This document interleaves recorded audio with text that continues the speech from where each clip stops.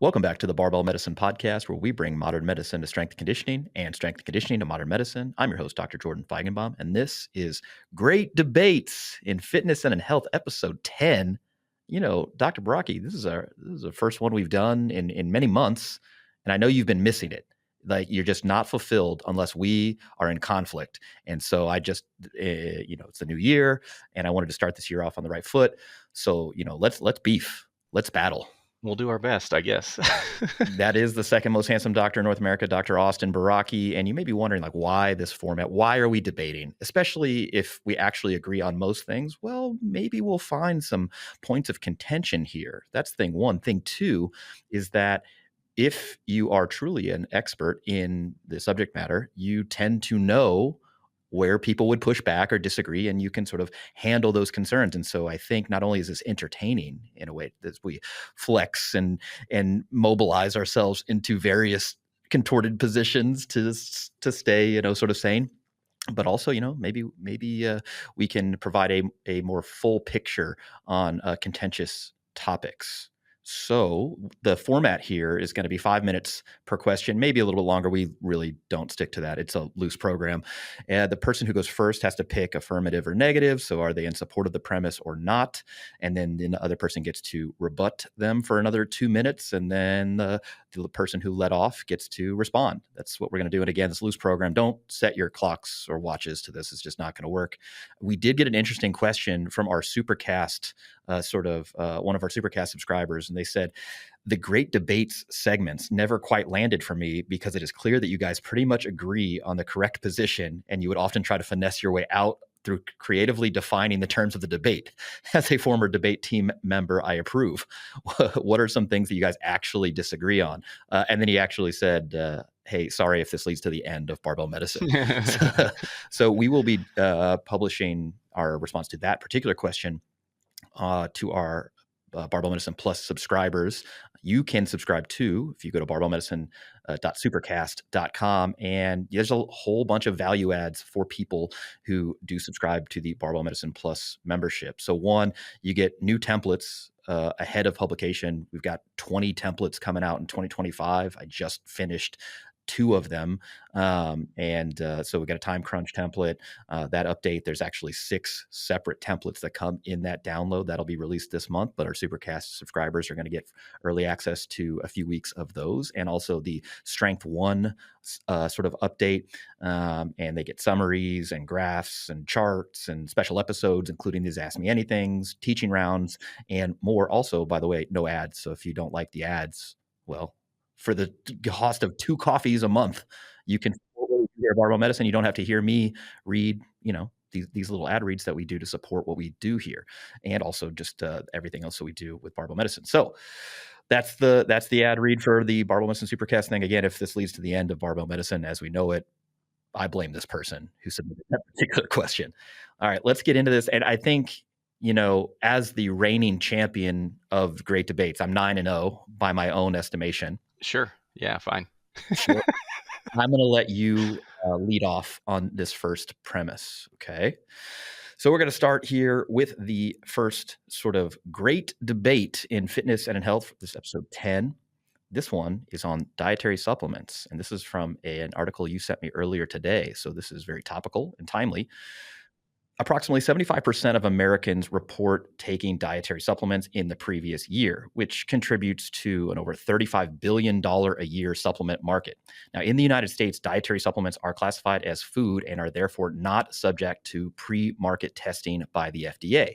Now, they're still regulated by the FDA, but this is post-market surveillance, so once they're already on the market. The FDA is involved in some pre-market regulation via establishing these good manufacturing practices. That's GMP. You guys hear me talk about making sure that your supplements are GMP accredited. And this is in an effort to limit supplement contamination, verify the accuracy of the supplement's labeling, and set standards for monitoring and reporting adverse events associated with supplement use. That said, not every company adheres to GMP policies.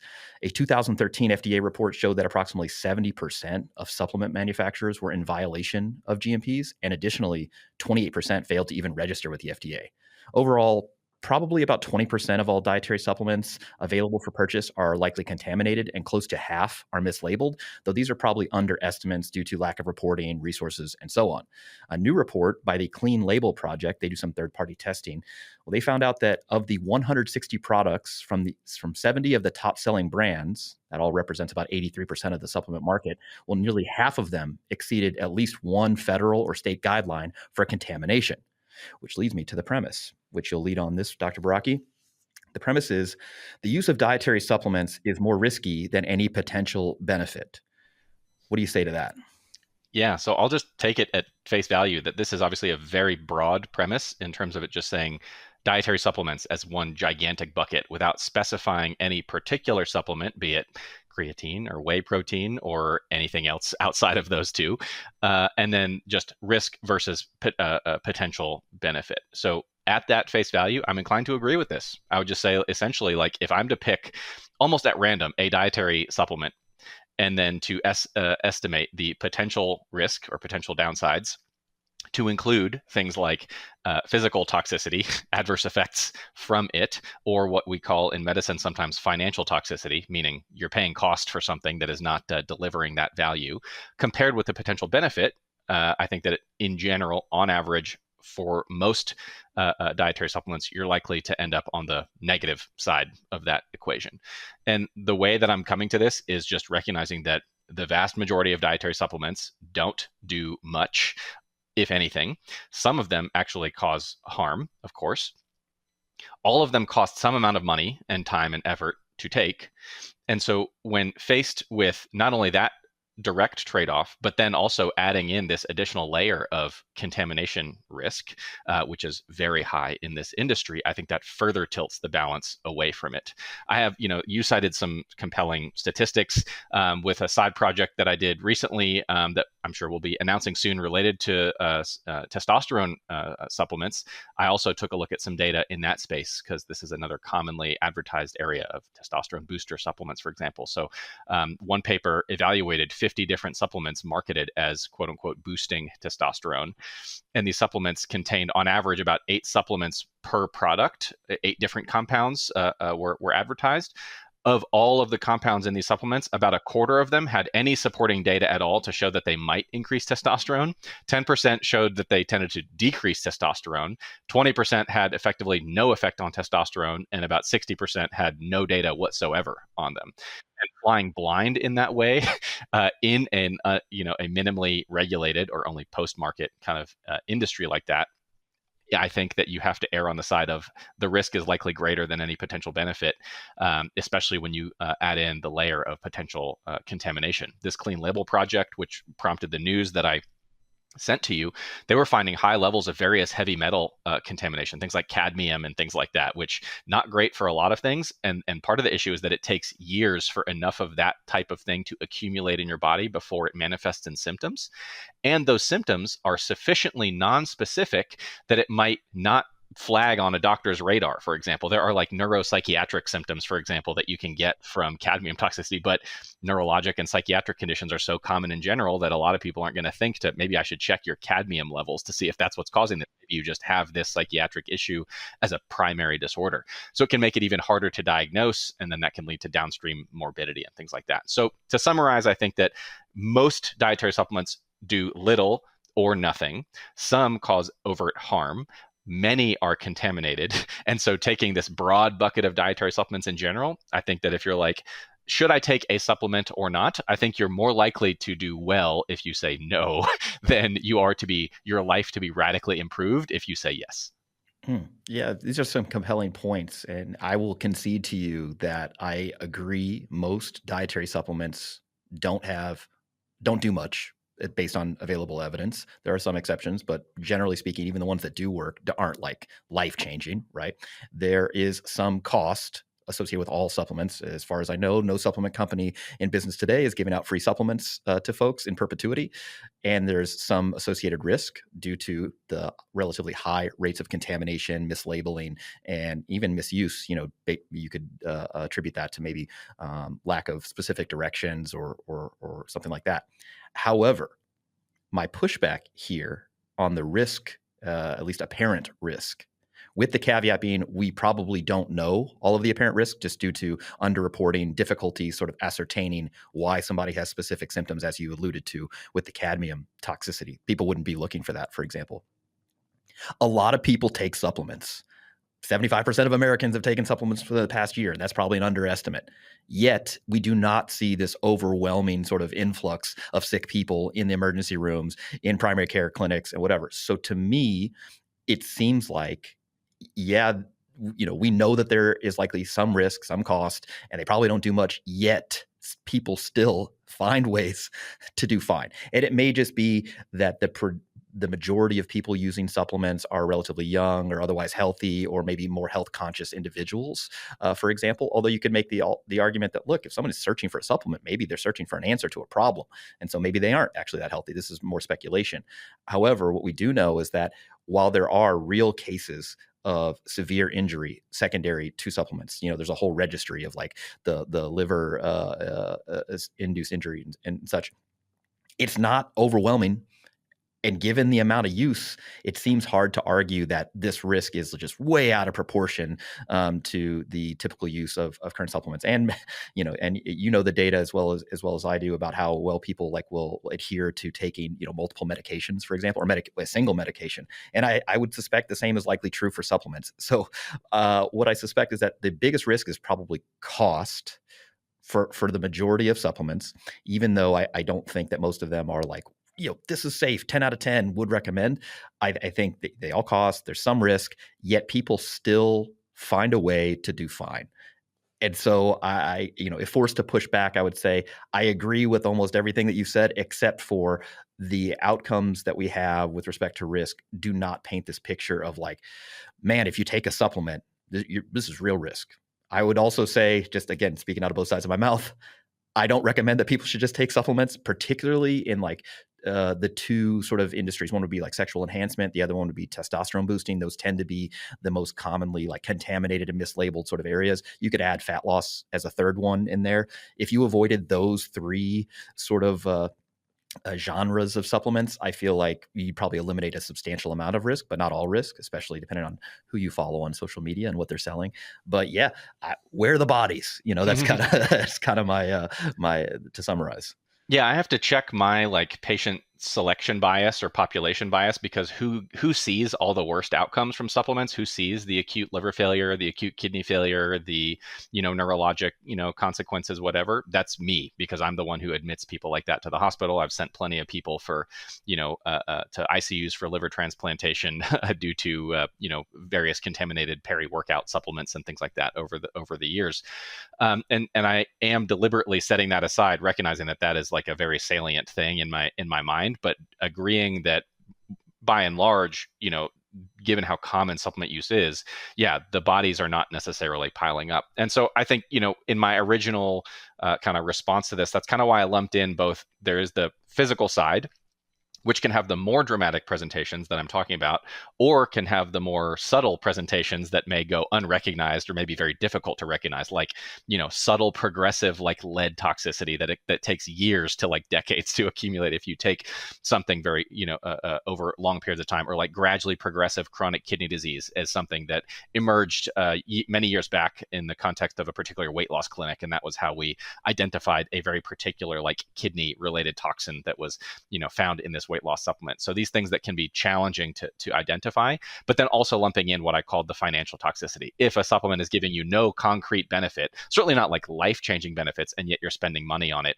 then I view that as a net negative or a downside. But so yeah, I wouldn't paint with so broad a brush to say dietary supplements are catastrophic by and large. But I think that if it's just which way does the seesaw tilt on balance, all downsides, all upsides, population wide, I think I'm inclined to say it's a slight tilt towards the negative. Some of these cases are much more dramatically negative, like the kind that give you acute liver failure, and you're lucky if you get a fresh liver as a result of it. Some are slightly positive, like creatine, or if you For example, if you've had metabolic bariatric surgery and you need to be on, a replacement, supplemental multivitamin, multimineral for the rest of your life, yeah, that's super, super important for you. So that's like a subpopulation that gets a bunch of benefit, assuming a non-contaminated source. But just like as broadly speaking as we can, dietary supplements in general, I think it probably tilts ever so slightly in the negative, which is as strong of a take as I'm willing to to provide on this topic when speaking that broadly. Yeah, it's going to be interesting to see what happens in the next decade, 2 decades, because there's a whole generation of people who effectively have been raised, quote unquote, on supplements. At least supplements have been normalized to a way where they probably have been consuming supplements for a long period of time. And so if there is this sort of like exposure risk, that accumulates over time, we're going to see that later on. And, perhaps we'll look back on this episode whenever it goes up and be like, man, we should have hammered the risks more. So if you're out there and you're like, look, I want to use dietary supplements because I want to get all of the potential benefits of exercise. I want to maximize them. I want the max performance, which is probably the best use case for supplements for an otherwise healthy individual. I don't know that not that I don't know. I don't think that there are a lot of health benefits for otherwise healthy people from taking dietary supplements. You can make a case for maybe like a protein supplement if somebody needs that. But otherwise, if you don't have a medical condition that requires a supplement, like you alluded to, I don't think most people should take supplements for health.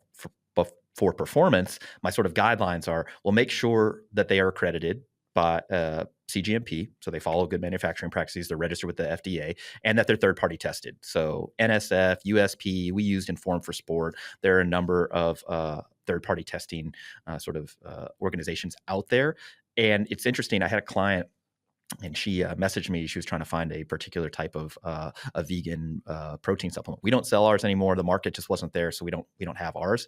But they were like, "Look, is this a good supplement?" And I looked all over the label or whatever, and there's no sort of mark for a third party testing. So I was like, "Hey, just ask them. It is possible that they're third party tested and they just haven't updated their label." For example, it's not likely, but it is possible because generally speaking, like for us, for example, we cut probably a quarter of our margin at a minimum on all of the supplements that we sell by making sure every batch that we put out into the market has been third-party tested. And so, yeah, it eats into our margins. It costs a decent amount of money. And they wouldn't answer the question. They were like, well, look, our production line is free from contaminated substances, so athletes can use our stuff. It's like, well, how do you know? If you're not testing every batch, how could you possibly know? And so just make sure it's third-party tested, GMP. It should be on the label, again, because you pay a bunch of money to do this sort of stuff. So it seems unlikely that you wouldn't have that called out on the label somewhere. Although if you want to know, just ask. And usually most of these third-party testing companies will have this sort of registry.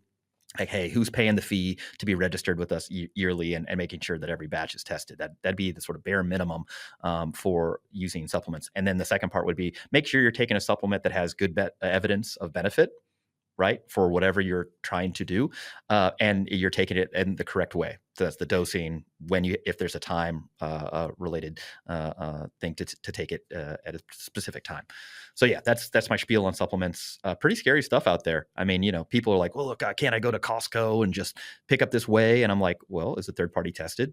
Is it GMP accredited? And they're like, I can't tell. It's not on the label. I'm like, I don't think it's worth saving the few bucks compared to taking something like ours or another brand out there that is third party tested and GMP accredited. I don't think it's worth a few dollars to get that supplement while you're picking up your 2-pound jar of peanut butter. Yeah, I mean, again, with my selection bias in mind, having seen like the worst possible outcomes that can happen from these kind of things, although relatively rare, not something I would prefer to gamble with if it were me. You take supplements? Just whey and creatine, yeah. Just whey, yeah. Same. I take our whey RX, and then I take our Peri RX supplement, and that's pretty much it. And people are like, "Well, no multivitamin?" I'm like, I mean, it is highly unlikely that I'm deficient in any particular micronutrient. I have a varied diet. I don't have any sort of medical condition that would cause me to be deficient. I have no symptoms associated with any known vitamin deficiencies, so no multivitamin for me. Oh, what about fish oil? I'm like, I eat fish, Yeah, same. once a week usually. So like the fish oil, if anything, would cause an increase in risk potentially for AFib and some other stuff, and I don't necessarily want that. Plus, I couldn't be bothered with taking Same. the pills. Yeah. Yeah. So, all right, let's go on to the second question in Great Debates in Fitness and Health, episode 10. We're going to talk about sumo deadlifts again. Another favorite Do we topic. have to? Well, so look, I searched all the previous great debates that we did, and we did address sumo deadlifts once, and it was about, is it better for strength or worse for I strength see. compared to conventional deadlifts? And I see. we're going to do a little twist on this. Okay. The origins of the sumo deadlift are murky, but many credit the lightweight Japanese lifter Hideki Inaba with introducing it to powerlifting. In 1974, Hideki Inaba deadlifted 485, which was over 4 times his 114-pound body weight, though he used a modified sumo stance where his arms started between his legs, like a typical sumo deadlift, but they finished with his arms outside of his legs, so kind of like a little hybrid. The American Mike Bridges was also a pioneer of the sumo deadlift, pulling 660 pounds at a body weight of 165 pounds at the IPF World Championships. IPF is the International Powerlifting Federation. He did that in 1979. Regardless of who popularized or, quote, invented the sumo deadlift, the sport of powerlifting accepted this deadlift variation with open arms, while most other barbell sports rejected it. For example, both strongman and CrossFit prohibit pulling sumo in any deadlift event. Olympic weightlifting doesn't actually have any rules against using a sumo stance, only other technical rules regarding the two competitive movements. That's the snatch and the clean and jerk. So theoretically, you could do a snatch pulling sumo or That'd a be clean and awesome. jerk. I tried. Is there anybody out there who did, a clean and jerk by pulling sumo? Yeah. And I couldn't find any. There's got to be at least some person out there who did it. I just couldn't find a video of it or a high profile person. Interestingly, the IPF, again, the International Powerlifting Federation, they were rumored to be discussing some additional rules for sumo deadlifts in competition, similar to how they revised their bench press rules, where your elbows had to go below, the shoulder joint, for example, to constitute a legal rep. Well, there was some discussion: are they going to have a max stance width? Are they going to have a minimum grip width? But yeah, there's been no real developments on that front. So you can still do sumo deadlifts by any means as long as the bar keeps moving during the deadlift. You don't hitch it, for example, or ramp it, and you don't drop it. So the premise, and I'll lead on this, sumo deadlifts are, quote, cheating in powerlifting and in non-competitive training, where cheating means there's an unfair advantage compared to conventional deadlifting as it avoids the harder work of a conventional deadlift. I'm going to take the affirmative here in a surprise to you, okay, because I think this will be some interesting fodder, right? The way I think about sumo deadlifts as compared to conventional deadlifts is a completely different strategy to lift the weight. Okay. Now, while it is allowed currently in the rules, so it's not technically cheating by the letter of the law. In this case, the law being the IPF. To me, it's just a different exercise, right? And so the idea that they should be compared together under one sport. Granted, sports are just collections of arbitrarily made up rules, so I'm conceding that point. But to me, they just seem like different exercises. I don't think that sumo is technically easier to do than a conventional. It's just different. And so when you compare lifters of similar body weights, presumably of similar stature, right? If they're in the same weight class, there's range, of course, but it's just a different exercise. And so does that mean that the policy should change where we should have like a powerlifting division that's got a sumo division versus a conventional division? I'm not making any policy suggestions.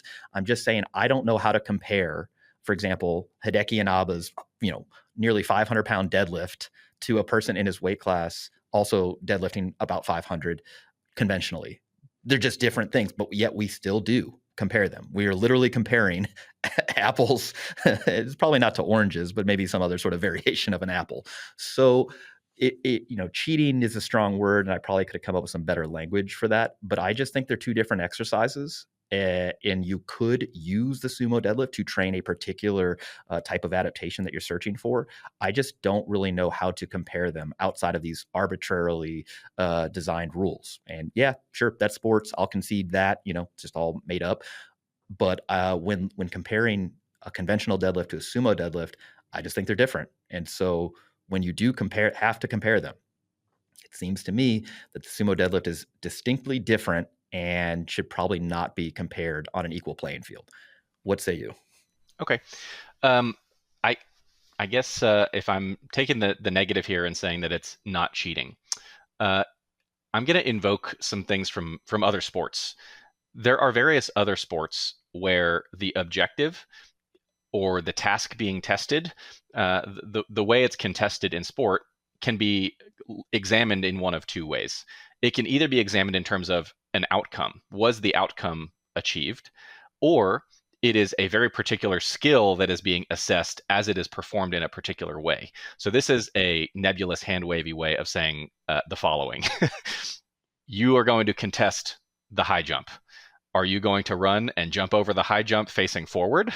Or are you going to be Dick Fosbury and figure out that you can flip around and go over it backwards? Meaning, is the method that you achieved, the skill of performing it in that way, the task that is being tested and compared between people? Or is it the final objective that is being determined? Who jumped over the highest bar anyhow? I think of the same thing in swimming, for example, my own sporting background, where there's actually there's examples of both. There are obviously the defined strokes that are contested: butterfly, backstroke, breaststroke, which when you contest an event in fly, back, or breast, you have to execute the race using that very particular technique. In a freestyle race, you can use any stroke you want, even though most people, when you watch a quote unquote freestyle race, you see them perform the front crawl because for most people, they tend to be fastest at that. Interestingly, I think it was this past year's NCAA championships, there was an athlete who contested their freestyle race doing butterfly because they happened to be faster at that, and so they were able to race. It might have been the 50 free or part of a relay where they contested it doing fly. And so, out of the entire pool, 7 lanes of people doing front crawl, and this one person who was hanging with the best of them was doing butterfly. And so you could view that as a sumo deadlifter in a sea of conventional deadlifters, or vice versa. And you can say, hey, is that person cheating? Well, in that particular defined event, a freestyle event, the question is who gets to the wall first? Don't care how, right? The only rules around that is, like, of course, how long can you how much time can you spend underwater, et cetera, et cetera. But just like who gets their hand on the wall first, versus if it was a dedicated backstroke event, you're going to be on your back, right? You have to.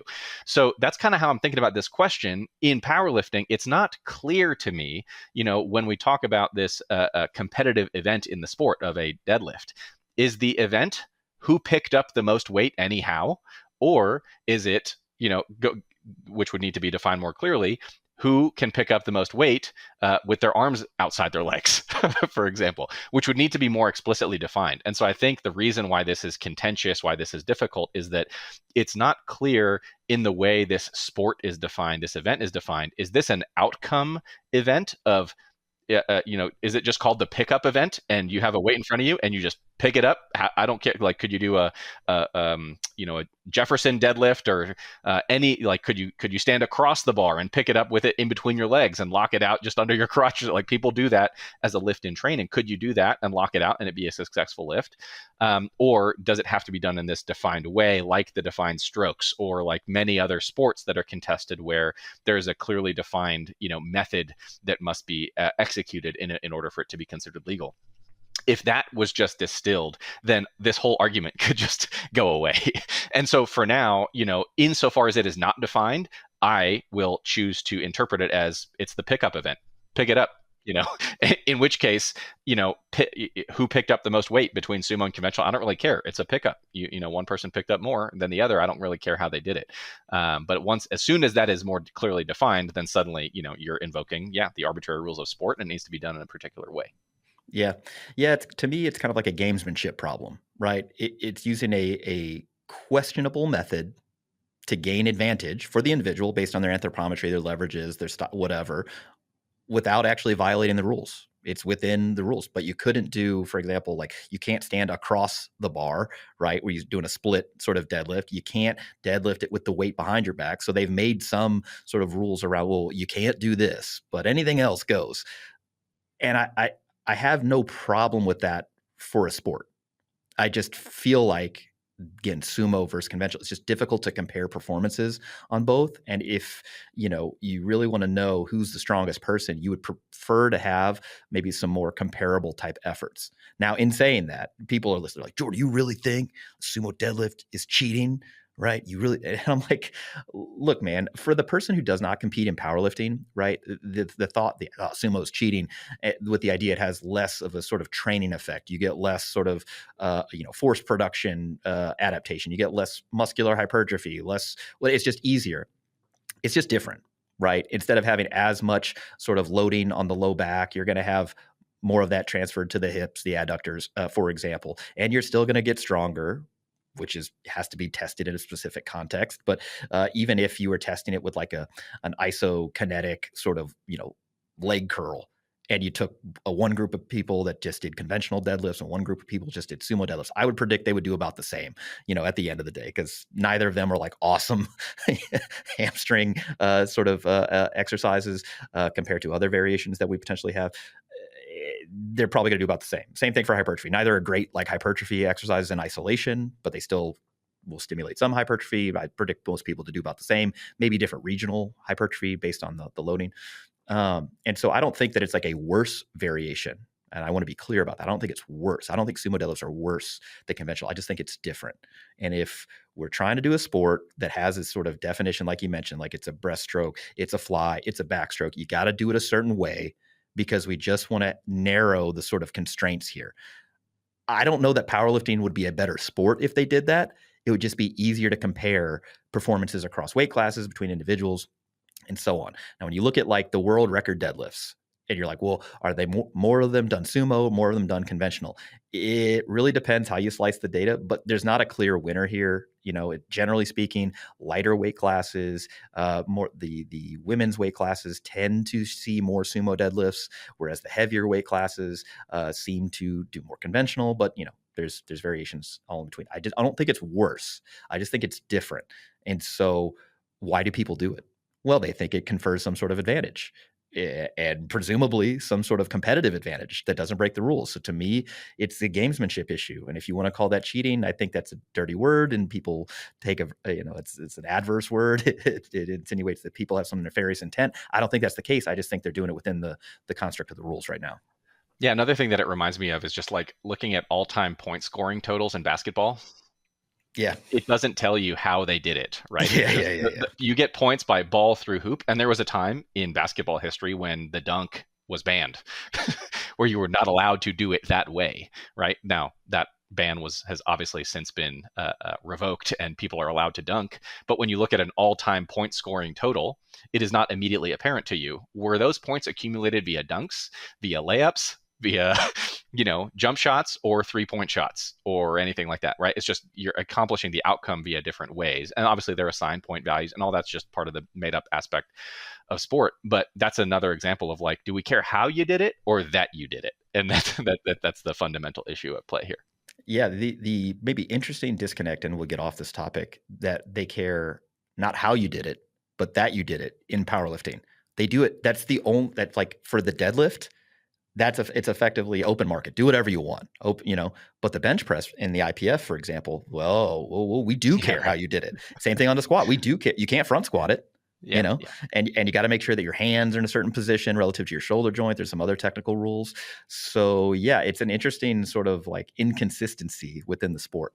Yeah, it's too bad. I would love to go to a powerlifting meet and front squat, reverse grip bench, and Jefferson deadlift. Yeah. What's your best sumo deadlift, Austin? 765 with straps. 765 with straps, and pretty ugly, but yeah, that was that. Yeah, and then let's try to make it a more equal comparison. Probably, I would say both conventional and my conventional and sumo 1 rep max are both right around 750. I would say clean. Yeah, I can't sumo deadlift. I've done 660, so 300 kilos, and my best conventional deadlift 748. Would my sumo deadlift catch up to my conventional deadlift if I trained it? Maybe, but I don't feel particularly good doing it. And so maybe not. I don't know that I'd be able to train it as much to get to that level. So when people say, it's cheating, with the idea that, if I just pulled sumo, I deadlift more, just do it then.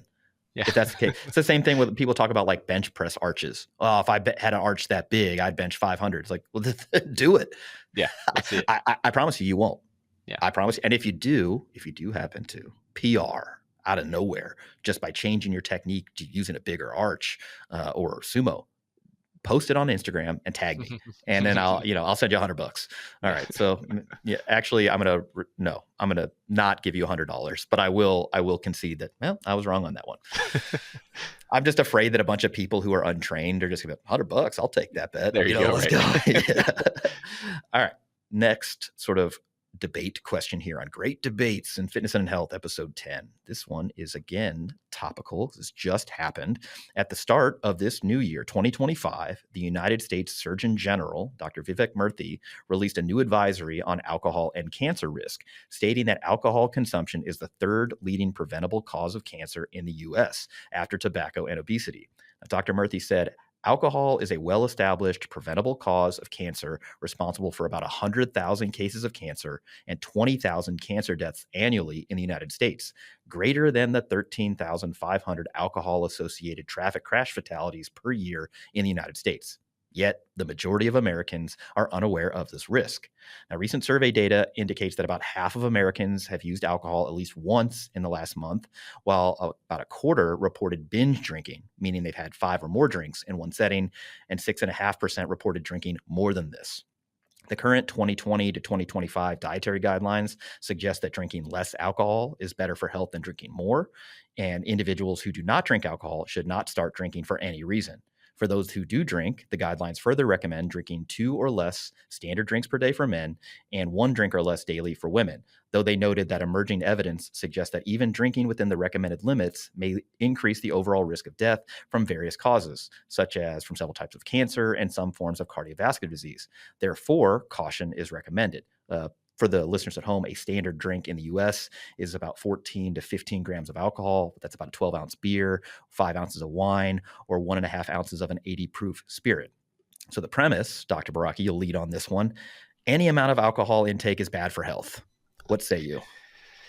Man, these broad premises are challenging. So I'll go ahead and take the affirmative on this. Let's see what happens.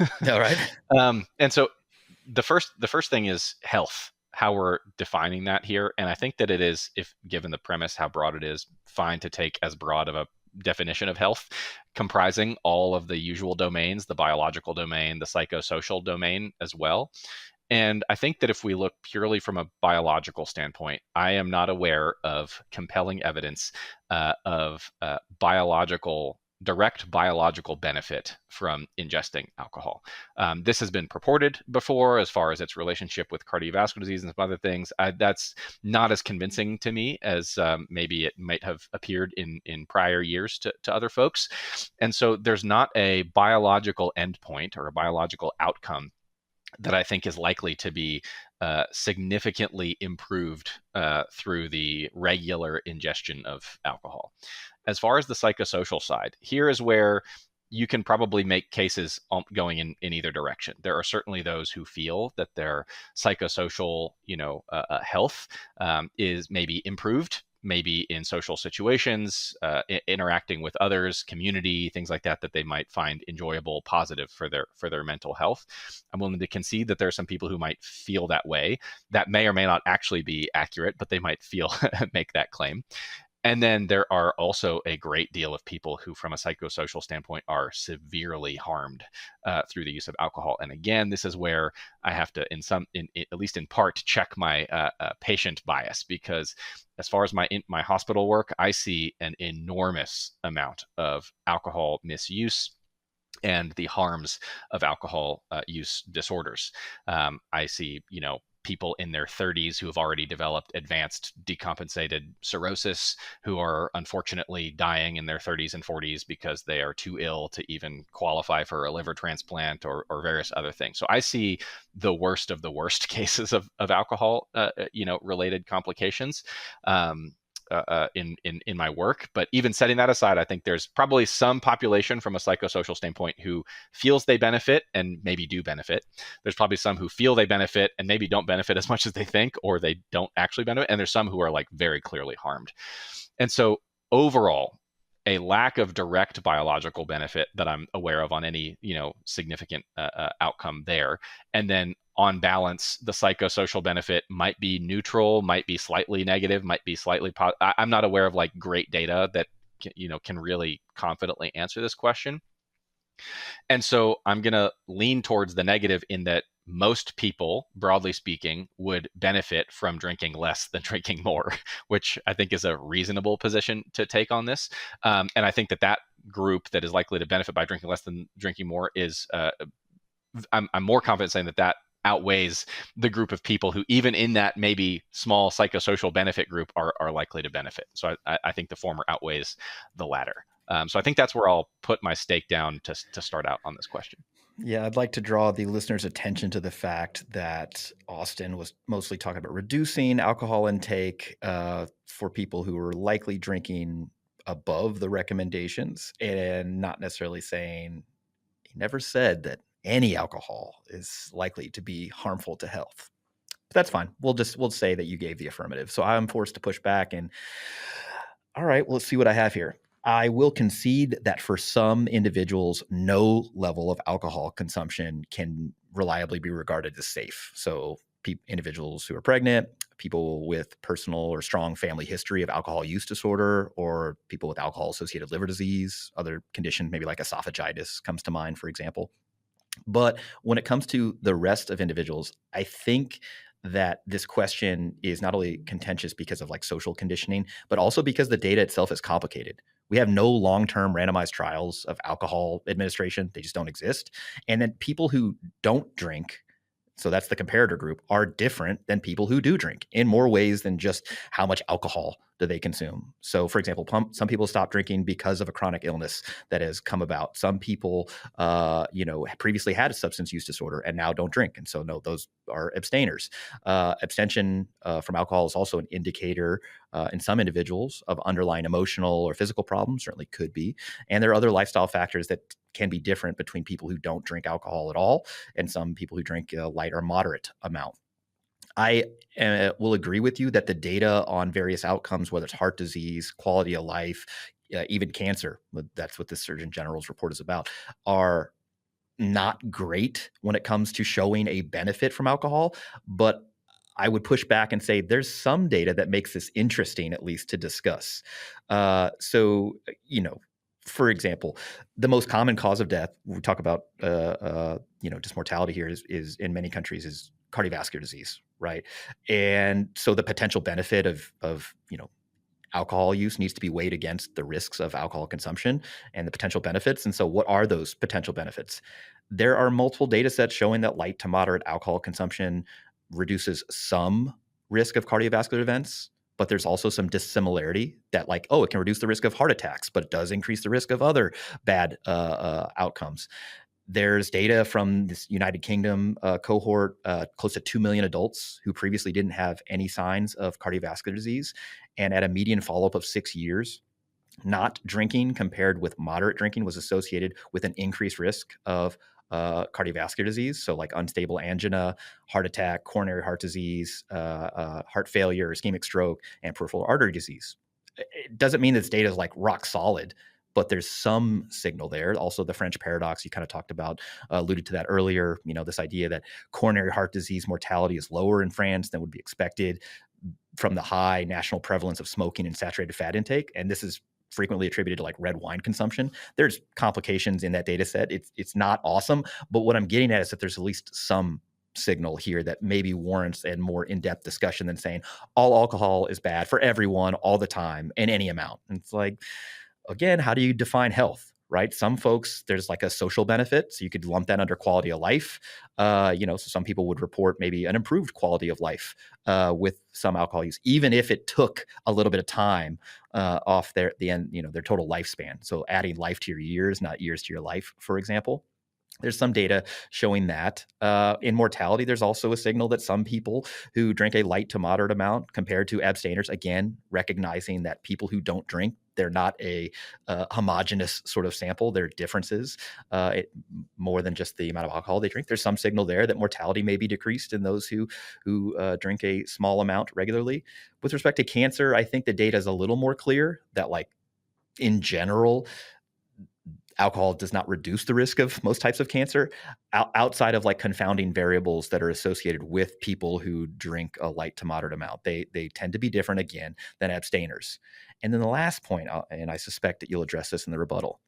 If you truly believed that any amount of alcohol intake was going to be harmful to your health, I suspect that you would have stopped drinking any alcohol a long time ago. Yet that is not the case, and I predict it's not going to be the case in the next decade to 2 decades going forward. You'll still enjoy a cocktail here and there, drink responsibly, as it were. And so I believe that from a public health messaging standpoint, yeah, if you want to say most people should reduce the amount of alcohol that they drink, fine. Public health messaging, I'm signed off on that. But I don't believe in my heart of hearts that you truly agree with the premise that any alcohol is harmful to anyone at any amount. Otherwise, I believe your behaviors would reflect a different sort of set of values. Yeah, I mean, there's a big assumption there that all humans behave purely Logically, rationally I don't think so. and that's like a very optimizer biohacking type mindset. And we tend to see that in those optimizers is they tend to be much more I don't know, militant about anti-alcohol type of positions. And so, from the premise, again, it was very broad. And if the premise is like, if you consume N-ethanol, like one ETOH molecule enters you, that you will be materially harmed. If we take the premise to that kind of extreme, then yeah, there's that's like becomes a dose makes the poison type of thing. And so yeah, I would not be inclined to agree with something to that level. Even though I don't have a ton of an enormous evidence base to base this on, my gut is that the standard recommendations of like 2 drinks a day for men, I do not love that recommendation. I do not think that is great or advisable. If I could get somebody who drinks much more than that down to that, I'm like, okay, I guess I'll count that as a win. But I still don't love somebody having 2 standard drinks every single day. I think that, you and I probably have anywhere from like maybe 0 to 4 drinks in a given week or something like that on average. And we do that in the context of pretty good health in other ways, as well as usually in some kind of social context that we feel we're deriving some enjoyment or benefit out of or something like that, with essentially no intake at much higher levels, no binge, no consequences, legal, physical, or otherwise, as a result of it, that would lead to a diagnosis of like problematic use. And so, obviously at the extreme of high levels of intake, for sure, severe harm. I see it every day at work. At the other extreme of like an ethanol molecule, yeah, no, I'm not gonna make the claim that that's bad for health. Even within guideline recommended ranges, I think that if somebody were saying I'm just meeting the guidelines and I'm having 2 drinks a day every day, long term, I think that that's probably more negative than helpful for most people. And then at even more modest, I think that it becomes more of an individual decision of like, how much benefit do you feel you're deriving out of this? Because I remain a bit skeptical of the cardiovascular data in general, and I think that I would lean more on like is the psychosocial benefit you're getting out of this, worthwhile to you, compared with any potential downsides.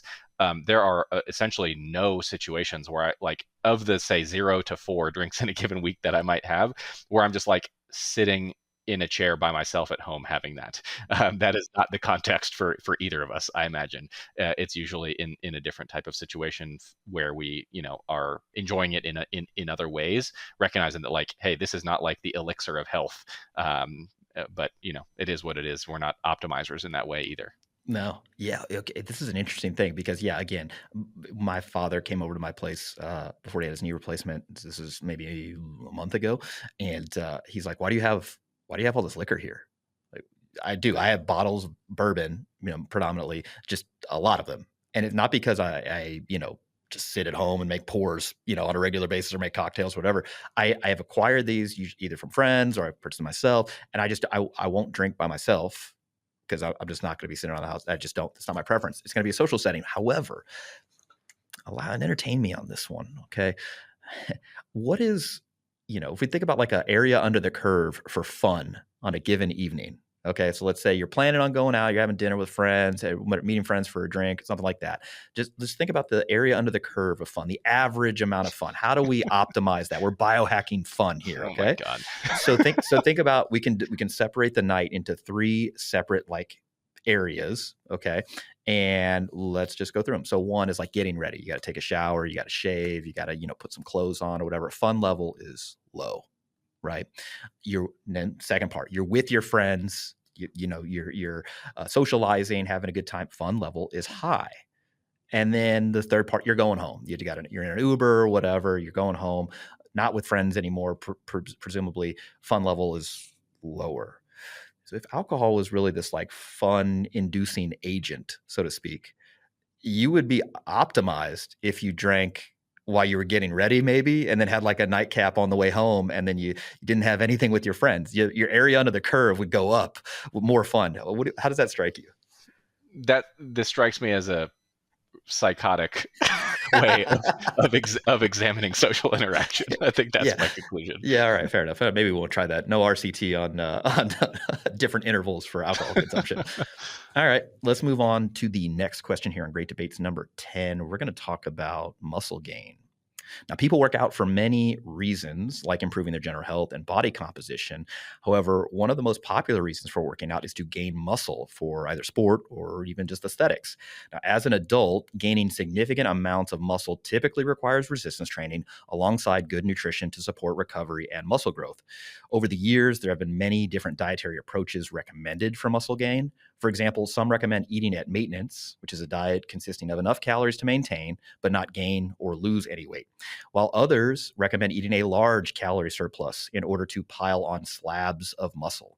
The premise, which I'll lead off on, is eating at maintenance equivalent to eating a large surplus for long-term muscle gain? And I will take the negative, that eating at maintenance is not equivalent to eating at a large surplus at various times for long-term muscle gain. Now, I know I added that at various times because I think just due to the like umbrella nature of this premise, I can kind of clarify things. And a large calorie surplus by definition would be enough to produce greater than 3 to 4 kilograms of weight gain per month.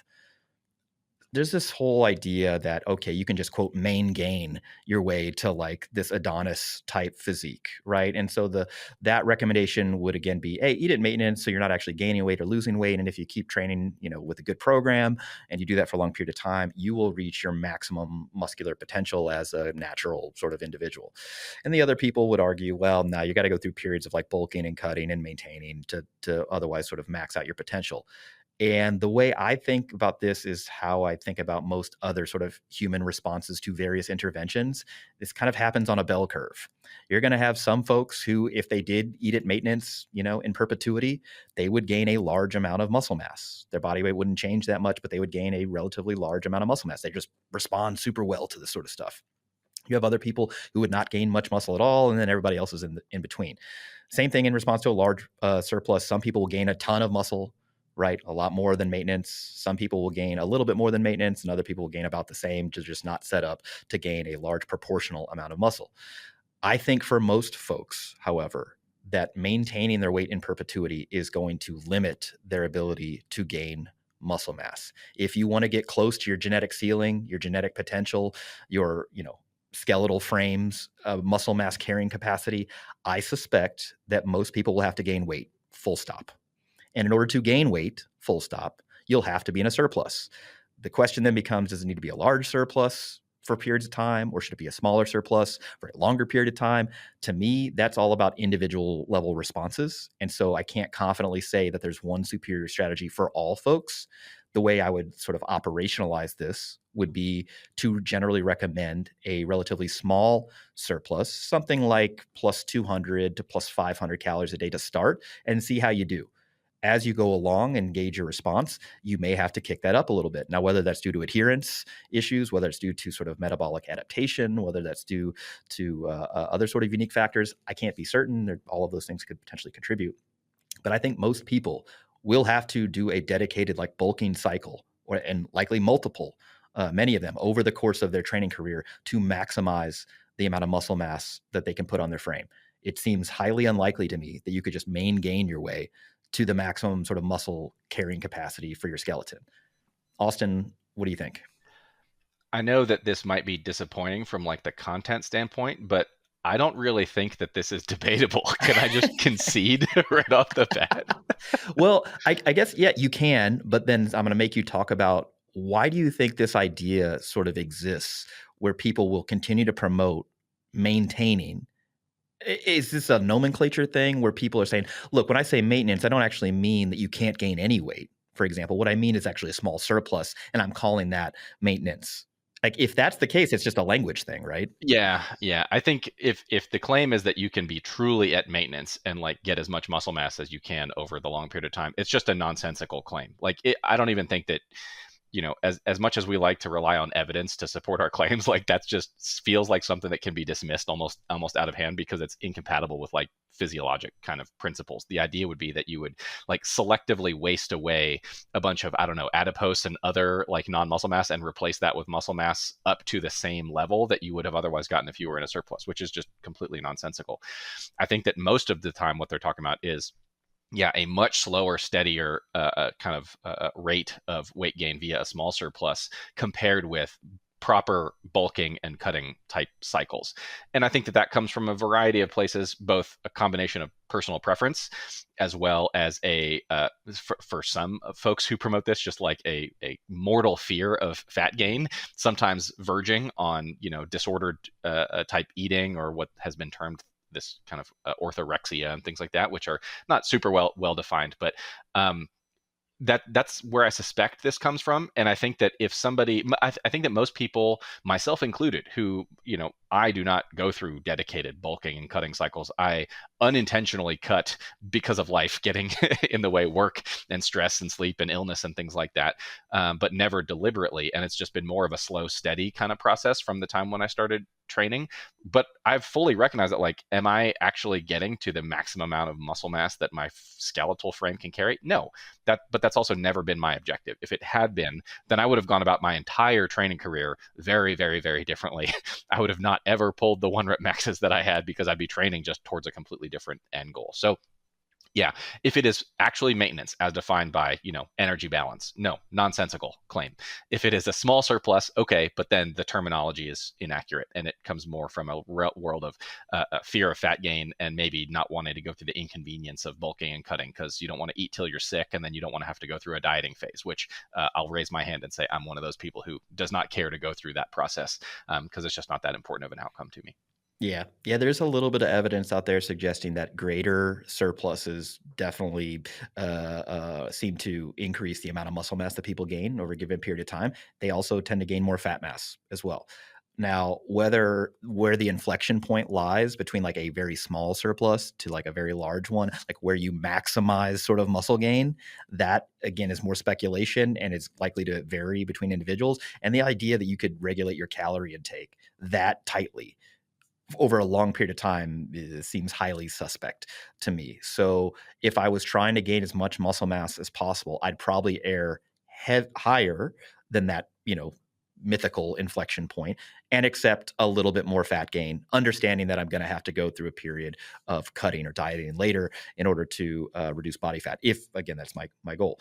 If I'm not concerned with like the rapidity of muscle gain, like how fast it happens, you could make an argument that a small surplus, like if you keep chugging away, you're going to get there. It's just going to take longer. And so there's some sort of like opportunity cost here. Like, why are you gaining muscle in the first place? If it's for competitive purposes, right? You're like, I want to be the best power lifter. I want to be the best bodybuilder. I want to be the best, whatever, strength athlete. And we believe that there's a good, correlation between muscle mass, cross-sectional area size, and muscle mass and strength, all that is tied together. Then you could make a case, well, hey, maybe it is better to gain it a little bit faster. I still don't think that like a dirty bulk or quick bulk is generally advisable for most individuals, just due to the risks of carrying excess body fat. And the longer that goes on, well, the worse it seems to be. So yeah, it's a kind of a mythical question. Like, what is the optimal amount of surplus? And like, again, the idea that this wouldn't vary significantly between individuals just seems silly to me. So it's like, hey, what is the best amount of training volume? What's the Yeah, yeah, optimal training volume? yeah, It's like, well, it depends. yeah. A lot of things. Totally.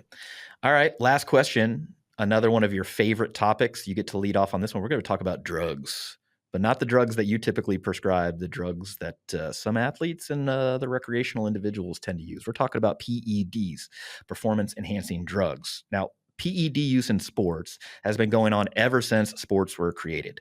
For example, it is reported that in the Olympic Games in 668 BC, athletes consumed a diet of dried figs to improve running performance.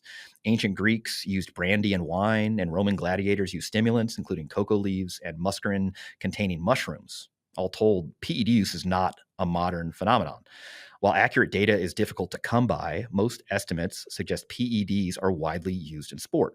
For example, 29% of participants in the 2011 Track and Field World Championships admitted to use of PEDs, as did 45% at the 2011 Pan Arab Games. A 2012 survey found that about 12% of athletes would dope if it were illegal, but there were no consequences, and 5% that they would dope if it were legal and it would guarantee them an Olympic gold medal, but it would also mean that they would die within 5 years. Even in non-competitive athletes, PED use is common, with some survey data showing that about 3/4 of men in the gym have used anabolic steroids, typically at relatively high doses. In a review of 500 anonymous anabolic androgenic steroid users, 78% of whom were non-competitive bodybuilders, so non-athletes, almost 60% reported administering at least 1,000 milligrams of testosterone or its equivalent per week. That's about 5 times the TRT dose, so it's not TRT if you're on 1,000 milligrams of test per week. And 25% admitted that they were also using human growth hormone and insulin for anabolic effects. I wonder where that survey data came from. Like, what gym is that? Not surprisingly, about 99% of this survey population reported side effects from anabolic androgenic steroid use. It appears that PED use may be increasing, not only in sport, but also in teens. The Partnership Attitude Tracking Study, the PATS study, found that in 2013, 11% of teens reported using synthetic human growth hormone within their lifetime, which is a twofold increase since 2012. That's 1 year, while steroid use increased from 5% to 7% in the same time frame. So the premise is it ethical to use performance-enhancing drugs in professional sports? Ethics, of course, having this sort of moral designation. And just for the listeners at home, I believe my colleague and certainly myself will sort of invoke this WADA sort of principle for, what makes a prohibited substance, what makes it a PED. And so they use these 3 criteria. It has the potential to enhance sport performance. It represents an actual or potential health risk to the athlete, and it violates the spirit of the sport. So basically 2 out of 3, and you can end up on the prohibited substance list. So Austin, is it ethical to use PEDs in professional sports? Yeah, so up front, I am not an ethicist or a philosopher or an expert in these types of questions, but just go on what my gut says here. And I'm going to say, no, it is not ethical. And I'm going to come at this with 2 primary points. One is pretty straightforward in that WADA criteria, that idea of the spirit of sport, which is admittedly a nebulous kind of concept, but I think it's one of those that most people have a general understanding of what is meant by it. Know it when they see it. Yeah, exactly.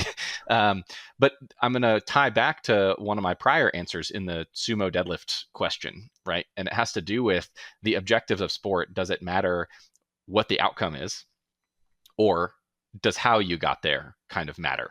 And that itself also relates to this concept of the spirit of sport, right? Because you can have a sport where it says, all right, so if you want to compete in this event, show up this day, this time, this platform, pick up as much weight as you possibly can. I do not care what you do to get here. Whoever picks up the most weight wins. Done. In such a sport as defined in that way, go for it. Use all the drugs, do whatever you want, right? Because it was just defined as pick up the most weight anyhow, right? Technique, drugs, I don't know. Some smart person is going to find the loophole and just show up with like a forklift and be like, well, the rules didn't say so. So I win within the rules of the sport, right? But when we talk about spirit of sport here, I think a lot of it relates to testing. People testing themselves against one another in terms of the genetic, allotment that they have received, and then the training and guidance and competitive, mindset and various other things that happen in the heat of sport, and who comes out on top in that environment without the use of something like PEDs. And again, this is not not a familiar area for us to be navigating in that it is a lot of it's really nebulous. A lot of it is just kind of these moral judgments that we're putting on these things. But again, I don't have a strong moral judgment against these things in general, outside of this concept of, is the sport as defined just like do whatever it takes to accomplish this outcome, right? Which is the idea behind what I've heard are these like enhanced games that are going to happen, where it's people are just like, do the thing, don't care what you do to get there. Okay, like then the full expectation is you will pull every possible lever, take every risk, do every drug, and then if you come out on top, then you are the person who not only trained the hardest, had the best genetics, had the best drugs, was the least likely to die from side effects of these drugs, et cetera, compared with the broader world of sport that I don't think carries that implication, or most people do not expect that as part of it, in terms of what they view as the spirit of sport for these other things. Admittedly, nebulous concepts, but I think that that's what most people think of when they talk about sport and what they expect of it. Yeah, no, a very reasoned response. I'm inclined to give you kudos for that. I don't find myself disagreeing with you per se. However, my interpretation of the current landscape in athletics is such that the sports themselves almost mandate PED use for many of these very popular sports. And there are a lot of popular stories kind of supporting that. So, for example, you look at Ben Johnson and Charlie Francis, and Charlie Francis was his coach. Ben Johnson he ran a 9.88 in the 1988 Olympics in Seoul, for example, and got popped for Winstrol. Even though it was funny, he's like, I wasn't taking that drug. I was taking drugs, of course, but like I wasn't taking that particular agent. Somebody spiked my sample, and his coach said as much. He's like, look, this is what we would typically run, and it was never Winstrol because that made him tight and slow. Their claim was that the speeds that they needed to run in order to basically participate in the sport were not attainable naturally. And their evidence for that was that look at the rate of improvement. Okay, thing one, which is not consistent with like the natural evolution in sport. And then two, look at all the other people that got popped as well. Of that final race in 1988, 7 of the 8 finalists were popped. Like their sample eventually tested positive, right? You torture the data long enough, you find something, find better ways to test. And so their thing was like, look, if you want to be a high level track and field athlete, well, you got to practice all the time. You need to be a professional athlete. And the only way to do that is from this like sort of state sponsored, in this case, that was Canada, sponsoring they put them up in lodging, they pay for their life, et cetera. And the only way to qualify for that, you had to run fast enough to like meet that threshold. And the only way to do that was with drugs. And I think that's applicable to many other sports that you see PED use. It's been normalized within the sport. Tour de France, same sort of thing. And so when I think about like the moral judgment, I think this mostly comes from people outside of sport because drugs, particularly anabolic steroids and these PEDs, is umbrella term, have been stigmatized. And I'm not going to speak to that. We can't walk that back. I say we, the royal we here. But I do think that like if the level of performance is so high that people can't get there naturally, or not enough people to constitute a real sport can get there naturally, man, it makes a case. It's like, well, then what do you have to do to participate?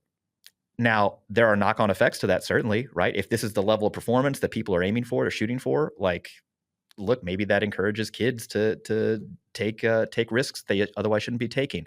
But I don't know how you fix that because our testing policies and procedures, in most sports, whether they're WADA, whether it's some other sort of organization that does the testing, they're not good at finding people who are using. And they don't, disincentivize people from using either. They're like, well, look, sometimes you get popped and sometimes you won't. And if you do get popped, look, here are the consequences. And people keep using regardless. We don't have enough punishment, I guess. You could make the case like, oh, do you get the death penalty, right? You get popped, you can never participate in sport again. Maybe that would lower the use.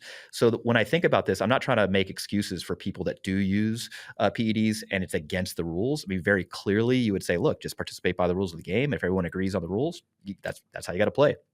It's just that because of almost institutionalized PED use, I don't know that we should have a moral judgment against people that are using this in professional sports. And you could go further down the rabbit hole and say, well, look, like some people have uneven, unequal, unfair sort of opportunities earlier in life, better coaches, better access to participate in sport, all sorts of stuff, better training programs. And so does this level the playing field, right? And then this weird sort of utopian world where everybody finishes the race the exact same time. Is that the outcome that you want? I don't know.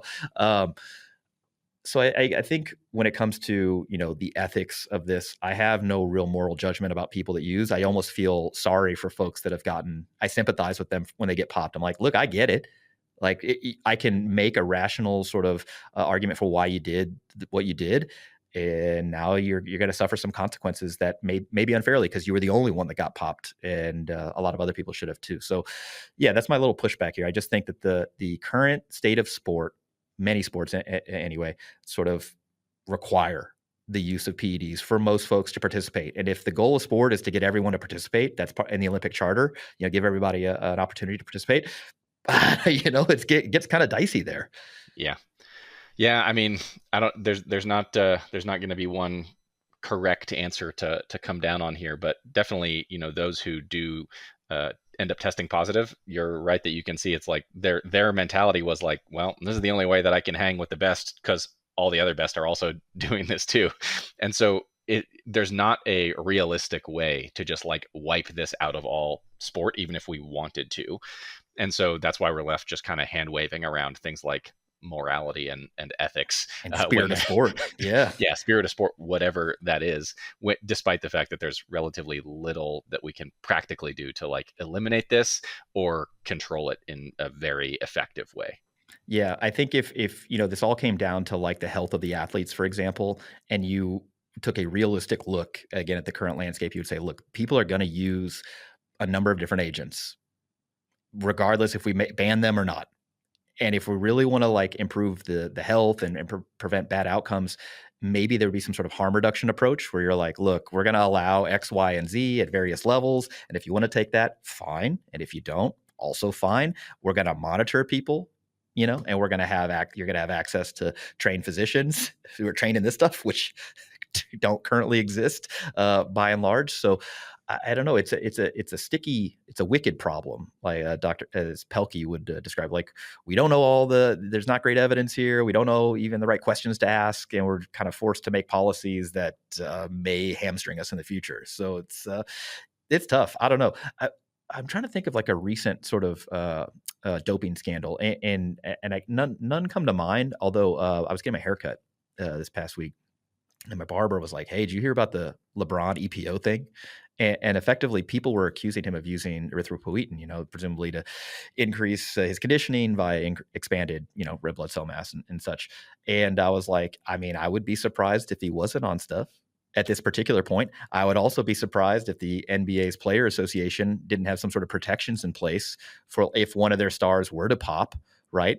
I mean, there are bargaining agreements. There's all sorts of different policies in place of different sports. And so I suspect that the general public is under the false pretenses that most athletes at the highest level have never used or are not using. And I do not believe that to be the case.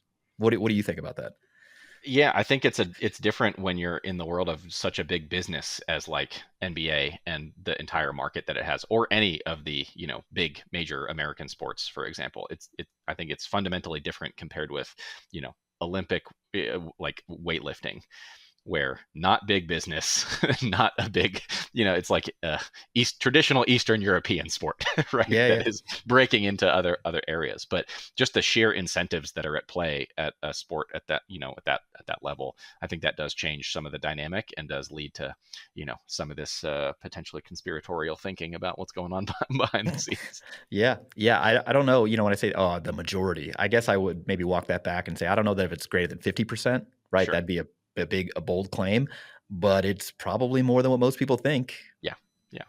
I mean, all the statistics that you cited in the intro to this premise was probably greater than people think. Those are some high percentages at some of those big games. Yeah. Can you imagine like you're a teenager and you're using growth hormone? Like, Absolutely. What? Like one, that's expensive. Yeah. Like, because you're not being prescribed it for like, achondroplasia or something like that. So you're getting it from Vinny and Vinny's, marking it up. So yeah, interesting. All right. Well, hey, that is a wrap here on Great Debates in Fitness and Health, episode 10. Special shout out to Dr. Austin Baraki for spending time with us. Before you guys go anywhere, though, leave us a 5-star rating and a review. It really helps drive traffic to our podcast so we can keep bringing you all the latest nuance in health and fitness. From everyone here at Barbell Medicine, I'm Dr. Jordan Feigenbaum. We'll catch you next week and every week right here on the Barbell Medicine Podcast.